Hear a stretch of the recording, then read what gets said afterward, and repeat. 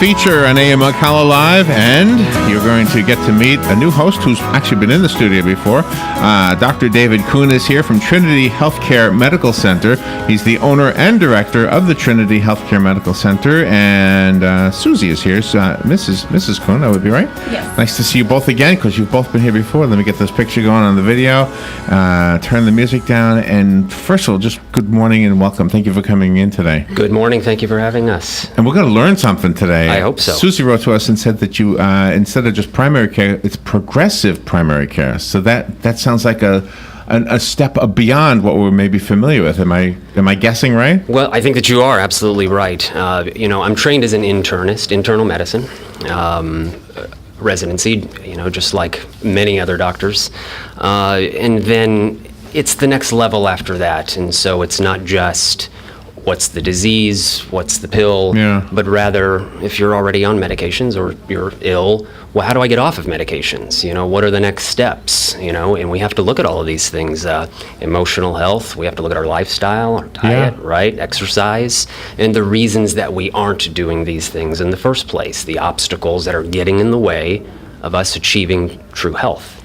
Right? Is innovation in your field half of what you've learned and half of what maybe was learned thousands of years ago? Do we start to integrate old wisdom with new wisdom? Well, it's starting to merge. It clearly is, and it has to do with that. The availability of information now. It's all over the internet, right? Yeah. And so our patients, all of us, we go on Google and we look it up. Is there another way to get this done? Or I have a symptom, I have a problem, I'm going to go and Google it. All of those things. People are looking for other ways to treat their illnesses and diseases without having to use a prescription. Now, that doesn't mean that we don't have to use a prescription. There are diseases out there and there is no way around it, right? And you're stuck on it, and that's okay. But for many of the illnesses, 80% of the illnesses that happen in people, that they actually arrive in a doctor's office, you may start, with a medicine. You're a diabetic now, right? Or borderline diabetic. When you start you on a medicine, you've got an elevated BP. Well, I'm going to start you on a little medicine. But instinctively, we know, this isn't a fix. It's just a Band-Aid. Mm-hmm. If it was a cure, you'd have a pill one time and you're cured and you wouldn't need the pill anymore, right? But we don't do that. We have to eat the pill every day, always, in order to manage a symptom. And so it's a Band-Aid, really. And that's the thing that I've heard from patients, actually. That's what they like to call it. It's just a Band-Aid, doc. How do I get off this? So your job as a doctor, you have to be able to kind of know what to expect. If you see somebody older coming in, they might have certain expectations from you. Somebody younger might have different expectations, and maybe even they've read things on the internet. Maybe the old guy never even heard of the internet, which is hard to believe, right? But so what is your philosophy? How do you approach all of that? You must have to.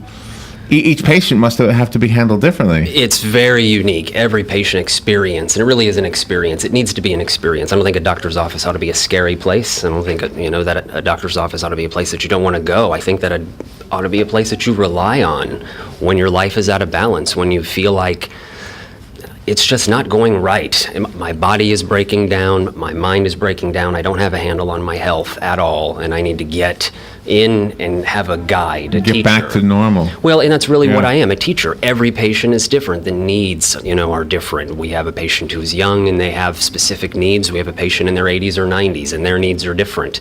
And it really is individualized. There certainly are people, and it's very underappreciated, especially in context of general medicine, is emotional and stress management. Because that's the beginning of everything, right? That's really the true root cause of so many illnesses. We start out and we're stressed, we're overworked. Just chill out, we'll be healthier. Well, that's right. That's easy to say. Is that easy to do? It's not. It's not for most people. It depends on what's going on in your life. I've all my life I felt like I was good at this. I could just I would always just take a nap. Mm-hmm. Take a nap, I'll be fine. I'll wake up, but it's not true for everybody, Robin, because it's not true for her. So 2016, the year that just ended, was my year of going to the doctor more than I ever did in my life because I had some vein issues in my legs. Long story short, I could not stand for long periods of time because of the vein issues. They fixed them. And last Saturday, I was at a confirmation, and the church was packed, and I had to stand, and I stood for 2 hours or more, and I said, wow, it worked. But you know what? It wasn't just the procedures they did. He also told me to walk, to put more walking into my routine. To move. And so that, to me, seems like a combination. The actual, I don't know if you call them surgical procedures, because he poked holes in my leg and he did whatever he did. And then I would walk around the mall here. It's 1.3 miles, by the way, if you're at the tree line. Is that right? Oh, outside. If you're at the tree line, around. it's 1.3. Yeah, if you're walking the sidewalk up against the mall, it's 0.9. I got an app for that. I got Good to know, yeah, it is.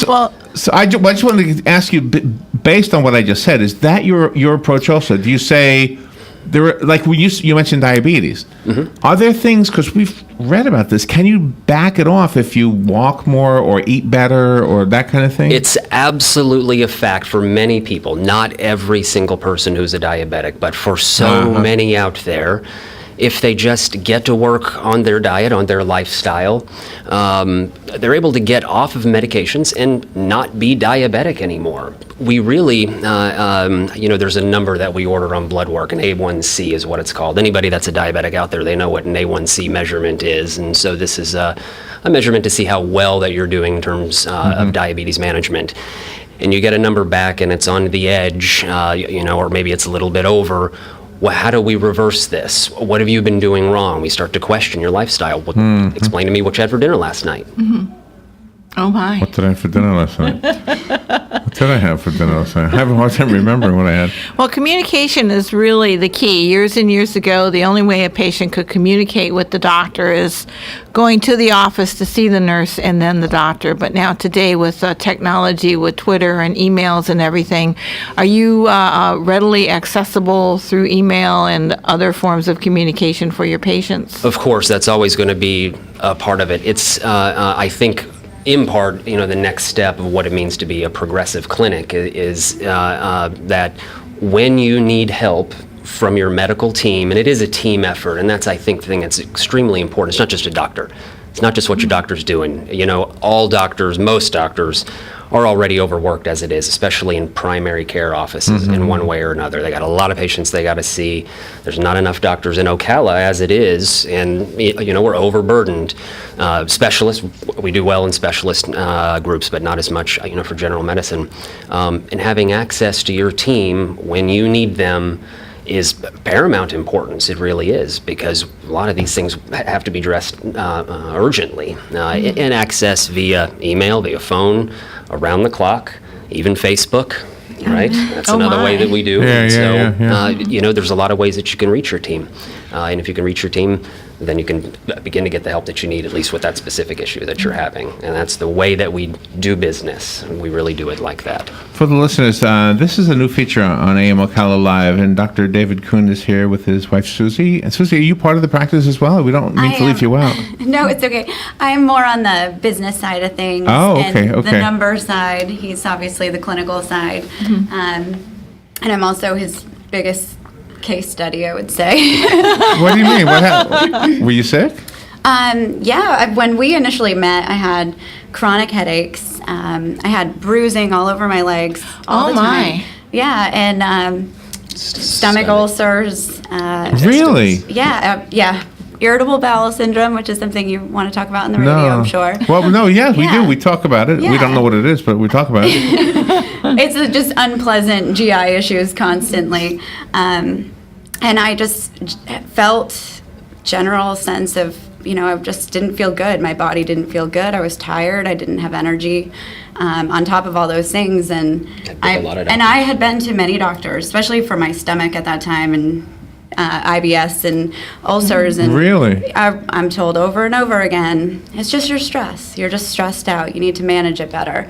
Which, what does that mean? I'm always under stress. So I hear that. I don't hear it about me, but I hear. And you're handing me a prescription and telling me to go get Nexium and telling me I have too much stomach acid, and then, okay, go manage your stress. And then they walk out of the room, and it's like, how do we learn how to manage our stress? Yeah. Was there any truth to it at all? First of all, there was. I mean, you were stressed out. I was stressed out. I was a single mom, and I was working, and I was in grad school at the time, so I was Yeah. That's tough. With a baby. Okay, So, okay. yeah, there was, so it's understandable it was stress, but Oh, I got to hear the end of the story. What did he do differently? What did you do?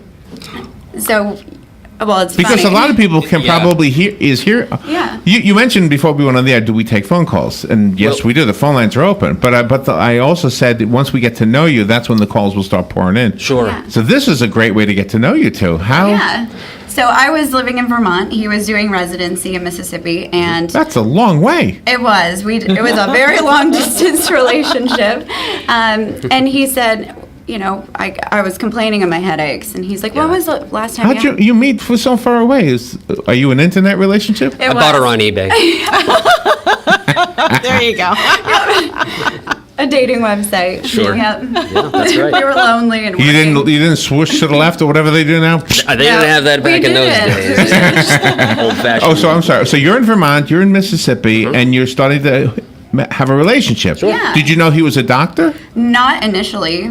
Did you know she was potentially going to be a patient? No, I didn't. She's very good at hiding those things. That's for sure. I bet. You know, her symptoms. Women are. Especially in the beginning, right? Yeah. Women are. And, That's the way and it it was is. something that I dealt with every day, having headaches, having diarrhea every day, you know, Yeah. just different things that, you know, you don't feel well every day, but you're a mom, so you get up and you live your life, and you're a school teacher, you go to work every day. Wow, wow. You got homework, you got to get it done, and you learn to still try to maintain a positive attitude about things. So at some point you must have mentioned something. I mentioned Well, that's right. my headaches because that was the number one thing. Because that's the one you don't want to say Yeah. diarrhea on a dating site. no.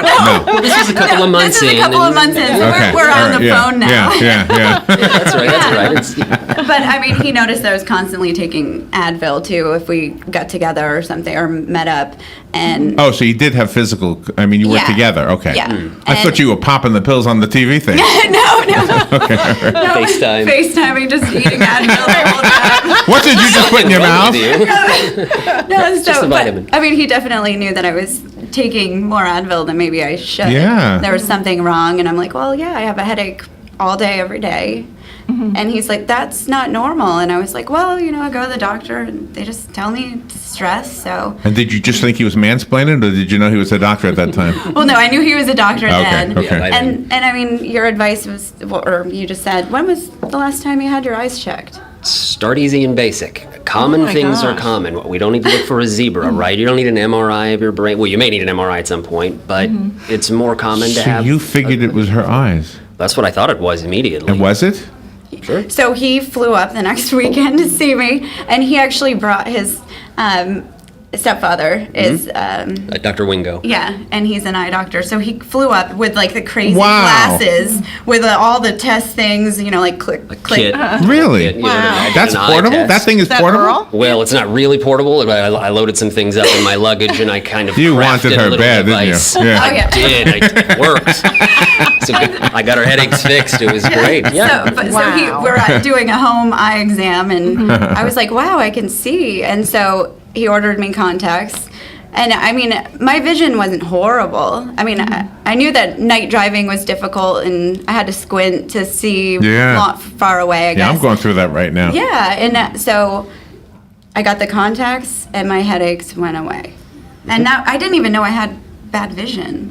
Well, let me ask you my this. God. This is maybe a psychological Yeah, question, but thanks. this bad vision sometimes adds stress. So then the other symptoms might be caused Probably. Well, indirectly by the bad vision. a headache, you know, a headache every day is going to make your life That's true, yeah. pretty miserable. You know, it just is. That's no way to live. But that was her baseline, and she had been doing that for years and years, and she got used to that. So many people do this with any kind of illness that you can think of, with things that are going wrong. I feel low energy.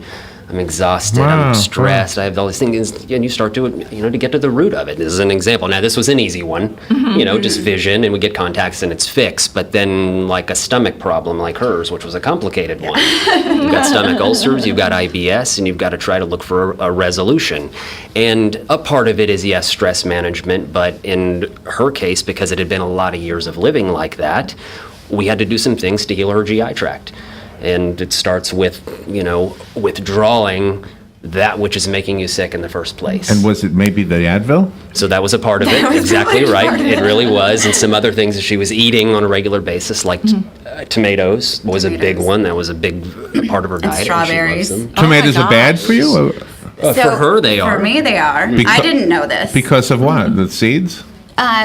Well, so initially, of course, he said, let's look and see what foods you have intolerances and sensitivities to. Wow. And so I was like, okay, our son has severe food allergies, so I'm like, what's an intolerance? I mean and maybe you should explain the difference between an intolerance and an allergy, because I didn't really fully understand it at the time. Yeah, but- I don't. Well, that's right. We can be, the way that we're equipped, the way that we evolved in a sense, for thousands of years on this earth, is that, the food that we eat was not always available every day, right? Nowadays, we have the luxury Yeah. of, I'm hungry, I have any food I want just about any time that you want it, and we usually get into a routine and we kind of eat the same thing all the time.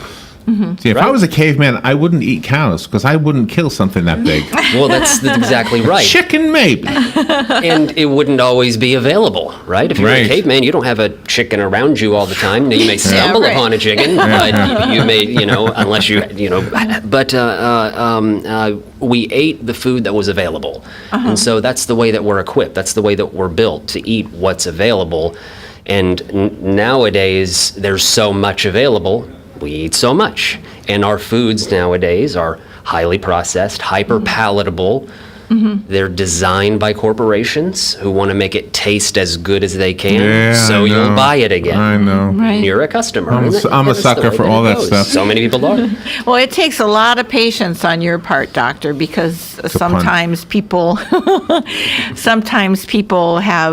feel there are things wrong and there's not, because you have to, diagnose the emotional or psychological part. But you have to, just like you did for Susie there, you do that with every patient you have. Every patient that we possibly can. It's a complete analysis of everything. And if we, again, if we have to use a prescription, and in her case, it was a matter of to withdraw the pills. No more Nexium, no more Advil. Yeah. Reduce your coffee significantly. That was a little bit of a struggle because she was also feeling exhausted. How big? With her work How big at of a school. coffee drinker were you? Yeah. Oh, huge. It was, 2 of the giant McDonald's coffees, 2 to 3 a day. A Which day. Oh, yeah. my. I was I cut back on my coffee. I'm sort of slipping back into it. Yeah, but the results came back, and it's a blood test, and it showed all the foods that I was eating every single day, basically, all showed up in the red. Really? Like, you can't eat these anymore. It showed Snickers and things like that? I mean, I thought I was eating healthy. I was a Right, teacher, so I tomatoes was and eating strawberries salads and and all fruit that. every day, and so I thought I was doing a really good job. And then it comes back, and it's like, no, don't eat that or that or that. You have to avoid these things, because even though I'm not having an anaphylactic reaction, the inside of my body and the inflammation that was happening and happening in my GI tract was a result of food intolerances and sensitivities to these things that I ate my every gosh. day. So I got rid of that, and then I eliminated those things from my diet, and then he decided, I think you need more stomach acid. And I was like, okay. Yeah. Okay, Ulcers. we've only been married a couple months. I'm like, he wants to Right. off me already. That's a very scary thing. It's counterintuitive. I've been told all my life I need Nexium. My stomach acid, I have too much of it. I have Right, ulcers. right. And you're gonna tell me to take stomach acid? Extra stomach acid. How do you stomach take acid? extra stomach It's in a acid? capsule. Capsule. Really? Yeah, and so I was so scared, and after every time I ate a protein-rich meal, I would take 1 to 2 capsules, and I never had What's it called? just hydrochloric acid.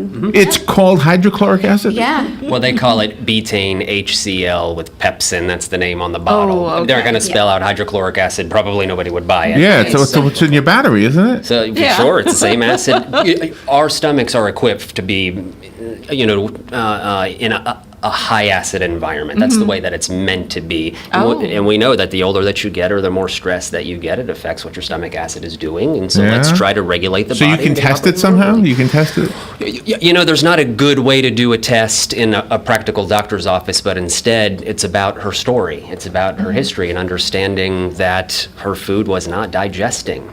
So how about we help So your are you the- intestinal tract to digest? Let me ask you this this is more of a personality question. Are you the kind of guy, and I'm guessing that if you are, then it must spill over into your profession, where you'll get some information about something or someone, then you'll be driving around and all of a sudden, oh, this is the answer. Or maybe in the morning, tomorrow morning, you'll say, wait a minute, now I know what it is. Does the information kind of work its way around your brain and all of a sudden you come up with an answer? Well, that's the way that it'll go eventually. That's the way. I mean, I've always been, investigative. I'm, intuitive, and it's just an application of that in my. So do you have to do that with all your patients? You have to get to know everyone then? I believe every doctor should do that with every one of their patients. In my opinion, I really do. We are getting a little taste of what the show is going to be like. Are you going to be here every show, Susie? I am. So I'll this, be I here with love, you guys are a great couple. This is a fun show. Good. We have a good time. And I think we have a hint of what you're going to talk about Yes. and what the listeners, our instincts are that the listeners will want to know about the foods that were in the red. Yeah. They're going to want to know that. Yeah. But I know we only have like 3 minutes left. Can I ask you this? Mm-hmm. 2 questions. How did you end up from Mississippi and Vermont to Ocala?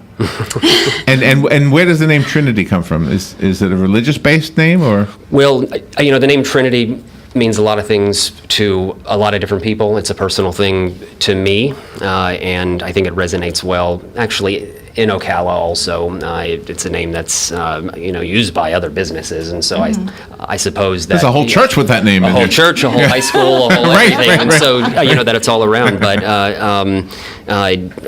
got a little bit of advice from some people around me, and had some ideas in my head, and that's the one that we ended up with. It's a nice And name. So it's a good name. It sticks in your head,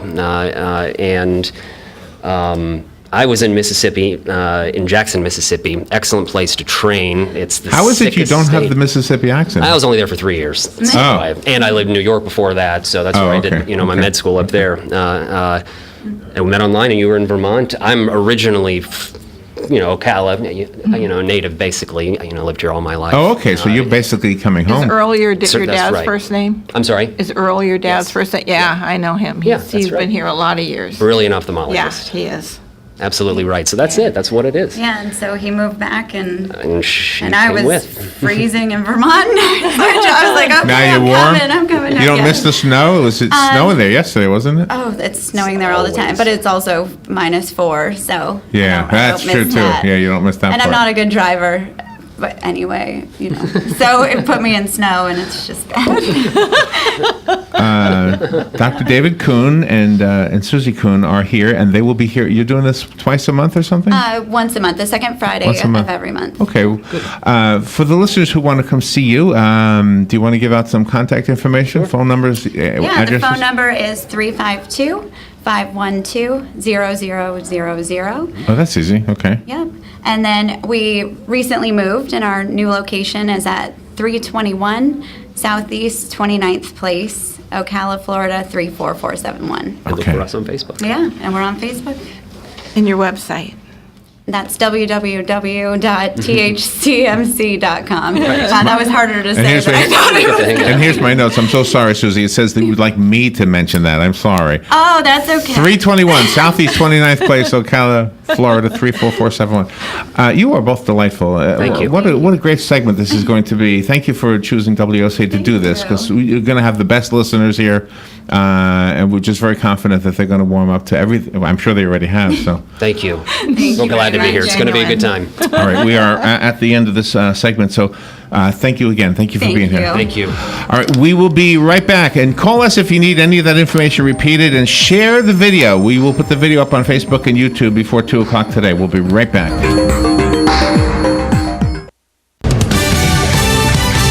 Fox News Radio, I'm Lillian Wu. The president's choice to lead the Department of Health and Human Services expected